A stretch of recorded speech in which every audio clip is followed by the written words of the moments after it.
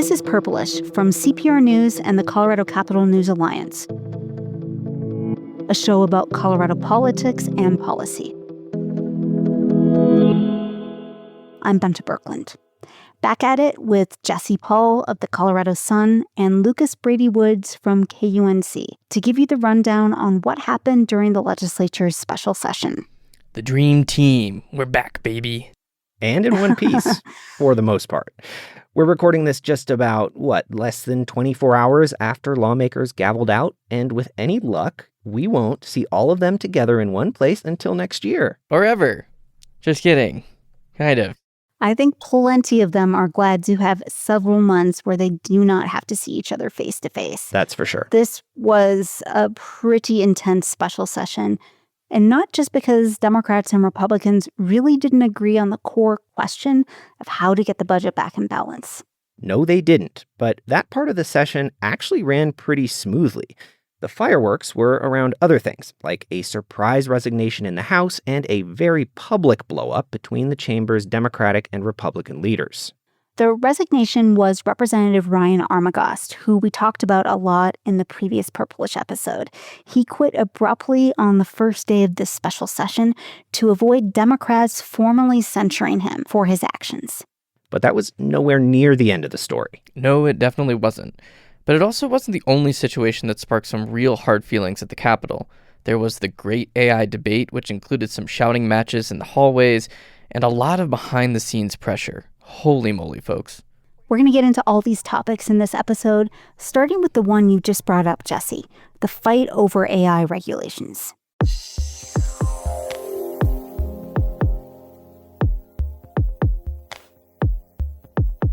So the thing I feel like we have to explain from the outset, the AI situation we're talking about goes back to 2024, and that's when Colorado lawmakers passed a bill to regulate AI algorithms. Yeah, and really from the moment that the governor signed it into law, lawmakers have been under enormous pressure to change the policy.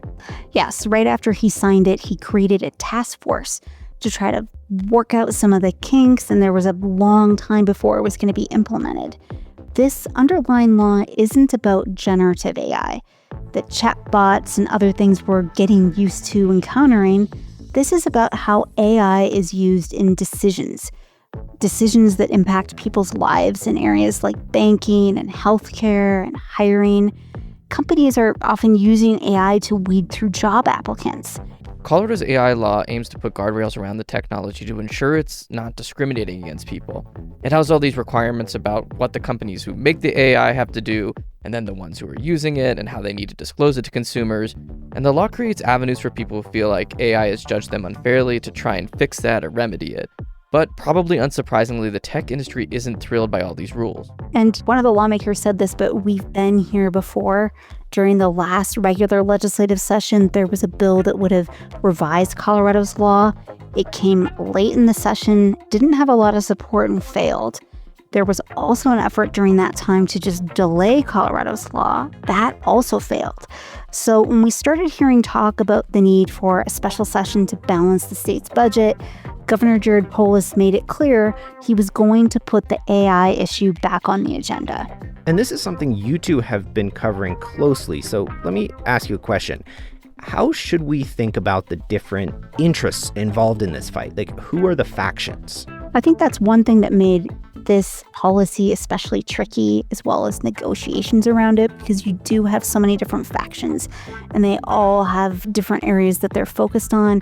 You have the big tech companies, the smaller tech startups, governments, universities, other developers. Then you have the consumer protection groups and privacy and anti-discrimination groups on one side.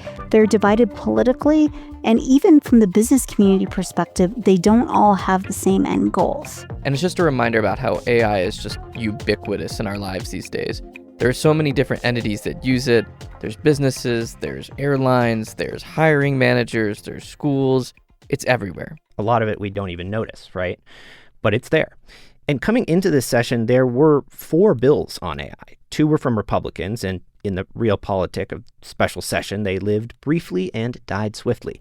That left 2 Democratic bills, one in the House and one in the Senate. And, this is an issue that's really divided Democrats in particular. Yes, that's right. The Senate bill came from the people who backed the original law, and it made some pretty significant changes, but still tried to really hold the line on consumer protections, like being able to correct the data and trying to provide more transparency about what data is used to train these AI systems. And then there was the House bill brought by a bipartisan group of lawmakers and also backed by the governor, even though he wouldn't say so. And basically, it would have just housed AI regulations under Colorado's existing consumer protection laws. So think the Colorado Anti-Discrimination Act and the Consumer Protection Act. It also would have narrowed the definition of AI to limit which kinds of technology all of these regulations would have applied to. Tell me if you guys agree, but it seems like it was kind of an unusual situation heading into this special session. Because in recent special session, Democrats who do hold a wide majority have largely decided what they wanted to do in advance. They come in, they do it, they leave. It's not as common to come into a special session with a lot of uncertainty on such a huge policy like this. Right. And Jesse, you touched on this earlier, but can you describe a little bit about the lobbying around these bills and what that looked like? Yeah, it was incredibly intense. There were so many groups. And as we talked about earlier, there's so many different organizations and businesses and education things. Everyone has an interest in this AI technology these days, and every single one of those groups had hired their own lobbyists to represent their interests at the Capitol. So it kind of felt like a regular lawmaking term in that way. The lobby was packed full of these high-paid folks, these high-powered folks, trying to get their say in terms of what this bill looked like. And they all had different opinions of it, and it got really intense at times. There was yelling matches, there were stare downs from the lobby into the chamber. It felt like every lobbyist at the Capitol had a client on this. Jesse, how would you describe a stare down from the lobby to members? For those who haven't been to the Capitol, each of the chambers has an actual lobby. That's why they're called lobbyists, where you can stare in from these glass windows into the lawmakers. And when there's a big bill or policy or issue that comes up, the window is lined with all these people who are just staring at the lawmakers, kind of giving them telepathic directions on how they'd like them to vote or change policies or things like that. And it felt like that lobby was just full for the entire 6 days of the special session. Yeah, lots of faces looking into the chambers. And a lot of eyes. A lot of eyes, definitely. And there was all this back and forth like you just described, but it did look like at one point the two sides might actually reach a compromise. Oh my God. This was so annoying. So it was 10 p.m. on Sunday night, day 4 of the special session, and I get word that, hey, maybe there's going to be a deal on AI. You better come back to talk to the lawmakers because they're not picking up the phone. So I rush back to the Capitol with my colleague Taylor Dolvin. We start trying to talk to all these people, and it becomes clear pretty quickly there had been a deal, but not between everybody. Big tech wasn't happy. This is when some of those shouting matches started to happen. It was late at night, high emotions, high feelings, and then within 12 hours, everything had died. Yes, it was a brief deal that didn't last that long. So ultimately, state lawmakers did what the governor had originally wanted, which is delaying the underlying bill. So that means lawmakers get to come back in January and start arguing, debating, doing this all over again for those 4 months. Yay.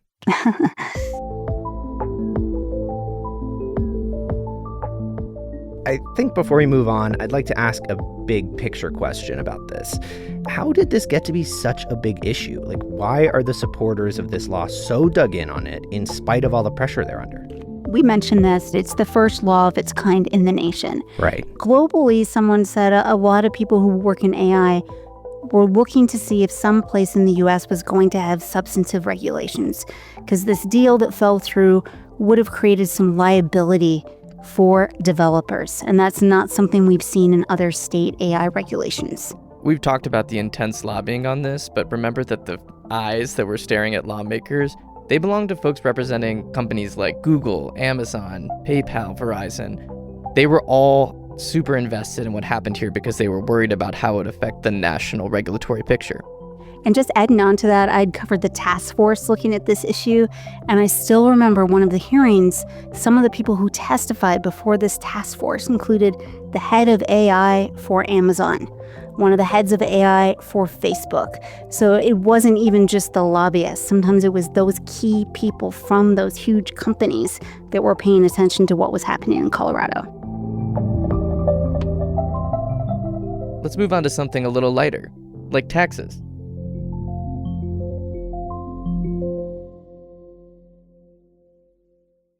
This is Purplish from CPR News and the Colorado Capital News Alliance.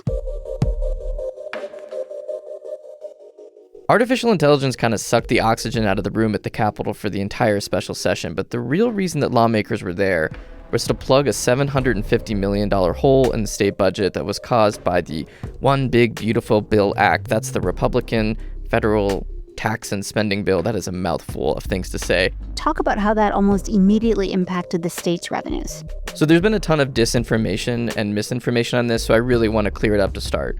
The reason lawmakers had to do this special session now is because Colorado's tax code mirrors the federal tax code. The state has what's known as rolling conformity and uses federal taxable income for its tax collections. I know that sounds really dry, but it's incredibly important for this conversation. And we're only one of 4 states like this. So when the One Big Beautiful Bill Act cut taxes, Colorado's state tax collections immediately went down too, by $1.2 billion in the current fiscal year that began July 1st. Long story short, that blew that $750 million hole in the state budget. To close that $750 million hole, Democrats had a 3-part solution. Make up a third of it with budget cuts, a third using money from reserves, and a third by closing tax loopholes. Let's talk about the tax loopholes part for a moment. It was really more like cinching or ending tax breaks, and only on businesses and business owners. And that all added up to about $150 million. And those changes did a range of things. For instance, smaller businesses used to get to hold on to some of their sales taxes, supposedly to cover the cost of collecting them, but not anymore. And the state did away with a tax break for insurance companies that have regional offices in the state because they said it wasn't really helping create jobs. Democrats also passed a bill that made it more difficult for companies to shield their revenue from taxation by putting them in countries like Liechtenstein.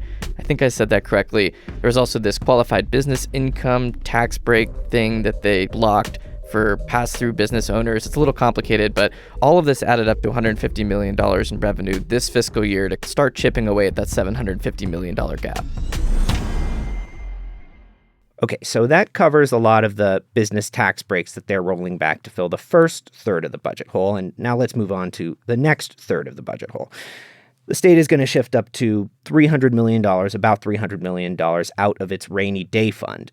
That's the fund that's supposed to stay at 15% of discretionary spending.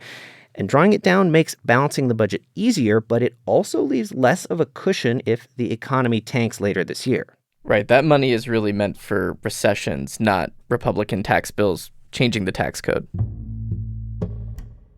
So that brings us to the final third of closing this budget hole. That is going to happen through spending cuts. But as we tape this on Wednesday, the 27th of August, we don't really know yet what this will look like. That's because lawmakers are letting the governor make those choices, and they'll just sign off on whatever he comes up with. Yeah, there's some political smarts going on here. Remember that Polis is a lame duck governor. He's going to leave office in early 2027, so punting to him, this is great for Democrats, especially all of those state house lawmakers who are running for higher office next year. Jesse, we've heard from legislative leaders that the reason they had the governor make these decisions is because they didn't have time through the deliberative legislative process of just a couple days of a special session to make all these cuts. So do you not buy that? I mean, that's a cute explanation. I don't think it's the real explanation. We already know that the governor is going to be looking at paring back reimbursement rates for Medicaid providers, something that's probably going to be very politically untenable. So, no, I don't really buy that. Yeah, and as we get back to the bigger picture on Colorado's budget situation, this plan during the legislative session was a fully Democratic proposal. The bills to implement it passed along party lines. Let's discuss some of the big things Republicans offered. Well, first off, they didn't want to increase anyone's taxes. No surprise there. They said the state should cut spending before looking to boost revenue. Yeah, and they were very anti-tax increase. In fact, Republicans tried to expand some tax breaks, which would have only served to make the deficit worse. Republicans have consistently and very loudly talked about Colorado needing to spend less and reduce government. What did they propose there? They wanted to slash spending on things like health insurance safety nets for people living in the country illegally. They also wanted to end state spending on abortion and transgender care. These are pretty big Republican sticking points. And that would have only made a partial dent in the budget cap, like $150 million maximum. Right, these were kind of political statements that Republicans were making through these potential proposed budget cuts. But there was one bigger proposal. Republican State Senator Barbara Kirkmeyer, who we expect to announce a gubernatorial bid any day now, had an idea that would have basically eliminated the entire budget deficit in one foul swoop. She wanted the state to get rid of part of this new benefit called the Family Affordability Tax Credit. Democrats created it last year in order to send more money to lower-income families with children. Basically, it's a way to try and tackle childhood poverty. Kirkmeyer's plan would have kept a portion of the credit that reduces families' taxes, but she wanted to do away with the refundability aspect of the credit, which is basically where people could get checks in the mail if their credit is more than their tax liability. Very complicated, but Kirkmeyer's bill would have saved the state about $680 million. So Jesse, Kirkmeyer is a powerful Republican in the legislature. She sits on the Joint Budget Committee, and she's played a role in a lot of negotiations over our state budget over the years. Her proposal didn't pass. Do you think Democrats took it seriously? Why did it ultimately fail? Well, Democrats basically said it was wrong to try to balance the Congressional Republicans' tax cuts on the backs of poor Colorado families, and they felt like pushing the costs onto businesses was really just a better solution. There were also a couple of other interesting items on the financial agenda we should touch on, like lawmakers voted to use state funding to let people on Medicaid get certain reproductive health care services through Planned Parenthood, like STI and cancer screenings and annual exams, even though Congress blocked federal funding for those. Democrats also tweaked a pair of ballot measures that were already going to go before voters this fall. The changes would let some of the revenue from those measures be used for food stamps. And lawmakers also passed a bill to sell tax credits to try to blunt rising health insurance premiums for people who buy insurance on the individual healthcare marketplace. Right. Oh, and Jesse had to spend a bunch of hours thinking about wolves.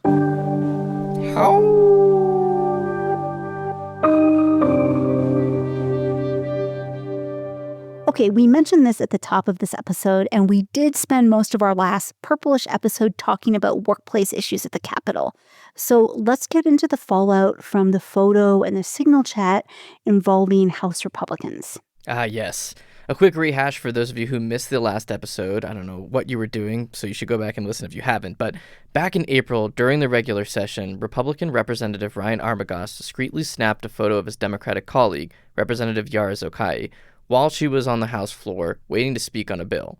Then he promptly posted it in a signal chat with members of the GOP House caucus. Zokai was wearing a short dress, blazer, and knee-high boots, and several Republican members in that Signal group chat weighed in by attacking her outfit. They made jokes comparing it to a prostitute and a stripper.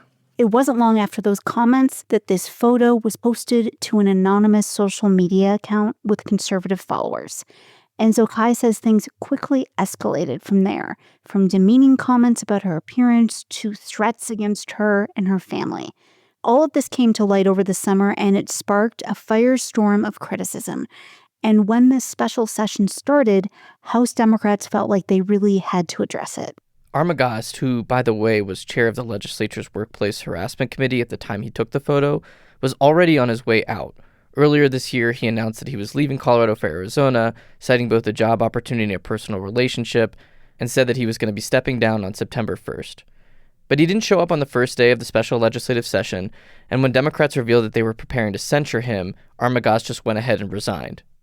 And I'll note here that a censure is considered the most severe form of reprimand at the State House, just short of an expulsion.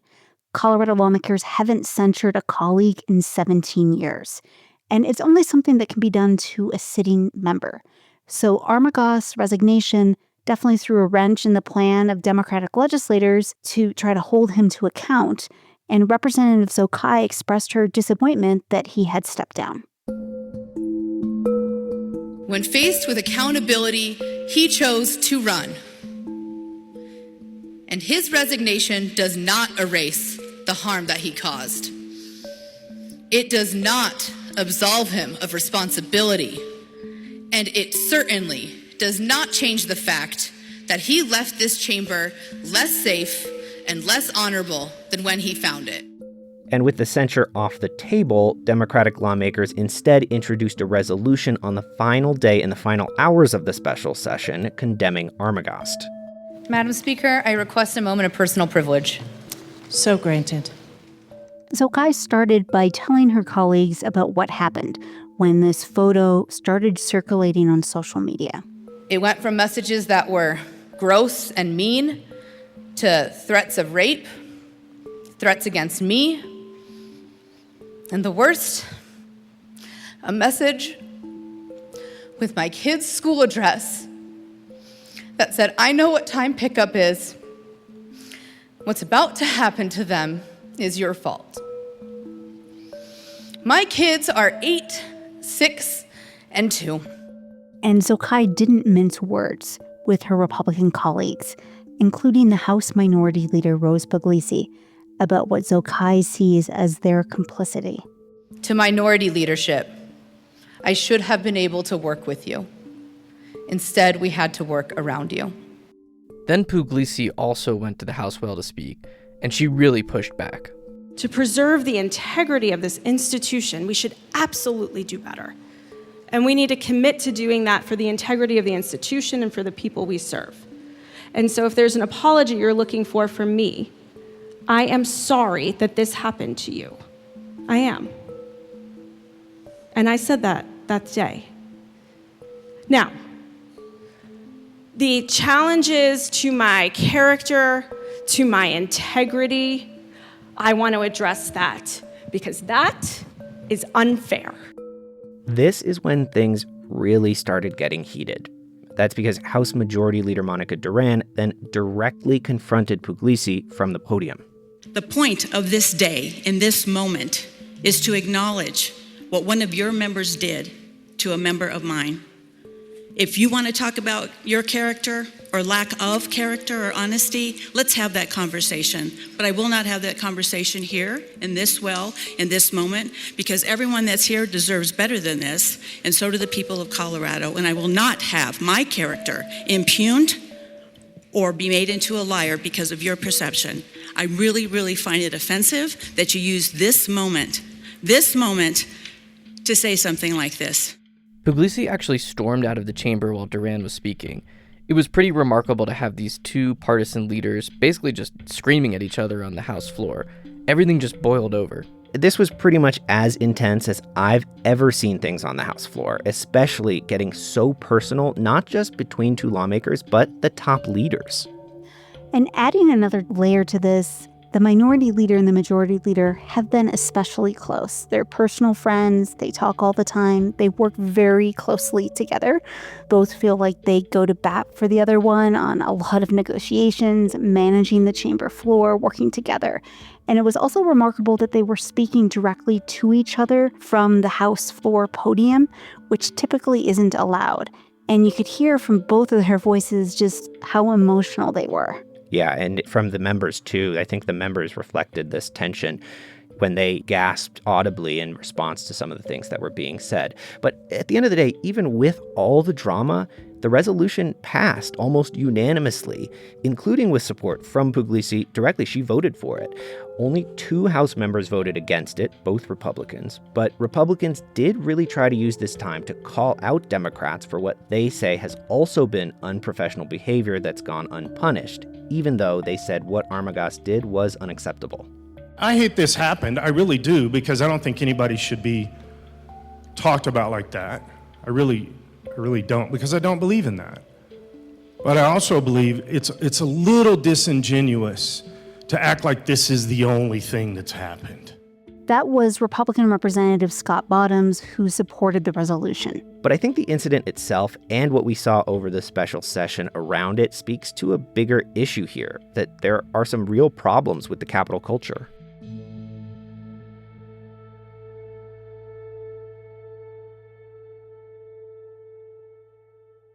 As for Armagost and his parting words, he has refused to talk to reporters about what happened. He also didn't apologize to Zochai, and he never showed up to the special legislative session, as we mentioned. But he posted this cryptic thing on social media about being an eagle attacked by a crow and not letting the crow have a chance to do the attacking. It was all pretty odd, and that's saying something coming from me. That's for sure. From what both of you saw during this special legislative session, how do you think it'll impact what lawmakers do and how they treat each other when the regular session starts in January? Oh man, I mean, the complete breakdown in the relationship between Duran and Puglisi may be a big problem next year, and it wouldn't be the first time that we've seen some drama in a special legislative session play out or spill over into the next year. Yeah, and I really don't see how Puglisi and Duran are going to repair their relationship. I mean, wow, that blow up on the floor was something, and something that I've never seen before. But there's one silver lining around Armagost leaving, and that's that it means Jesse gets to cover another vacancy committee. I hate you, Lucas.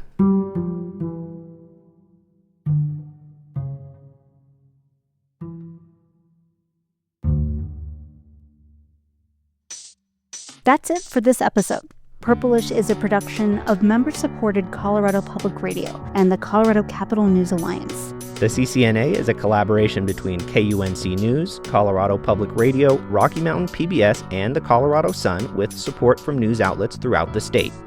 Funding for the Alliance is provided in part by the Corporation for Public Broadcasting. I'm Lucas Brady Woods. I'm Jesse Paul. And I'm Benta Birkland. Our producer is Stephanie Wolf, and our editor is Megan Verlee. Sound design and engineering by Shane Rumsey. Our theme music is by Brad Turner. Purplish will be back in your feed soon-ish. Subscribe now so you don't miss an episode.